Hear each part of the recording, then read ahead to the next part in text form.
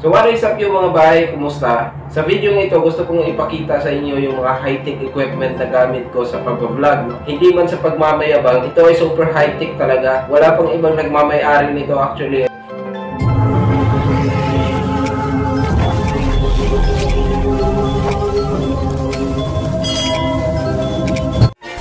Ito ang mga equipment na talagang high-tech talaga. So ito yung mga ginagamit ko. Itong tripod na ito, iyan ay hindi basta-basta na tripod. Iyan ay exclusive lamang na gamit sa Roncap TV. Ito at i-demonstrate ko sa inyo kung paano ito gamitin. Ayan, lalagay natin yung cellphone dyan.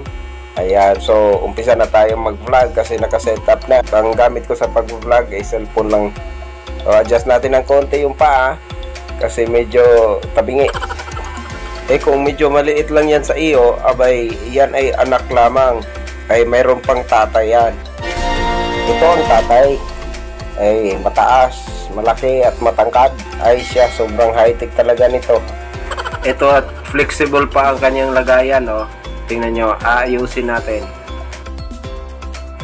Oh, ayan, tingnan nyo naman. Mula sa paa hanggang sa ulo ay walang kapantay ang kahigtikan. Oh, ayan. Only in the Philippines lang yung mga ganyang ka-high-tech na gadget. Abay, teka, itong isang nasa gilid, aray, at ipapakita ko sa inyo. Unique din ito eh. Walis ting-ting, ano? At tingnan nyo yung hawakan. Aray. Charan! Number 1. Pero parang may naalala ko rito ah. Parang di ba ito yung sinasakyan ng witch?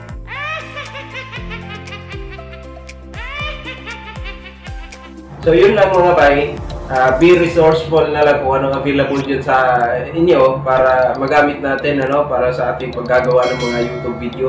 Kasi ang totoo niya, naniniwala ako na hindi naman talaga sa kung gaano kaganda ang iyong gamit para masasabi natin ang good and quality video na mapoproduce natin. Nasa sa atin pa rin yung paano natin i-present sa mga viewers ang ating ginagawang video. Alright? So isa yata ito sa mga video na walang sense. Para lang may upload ano ba naman ito. So anyway, kahit paano may ma-upload ako. Thank you so much. Pasensya sa oras na bala. Alright?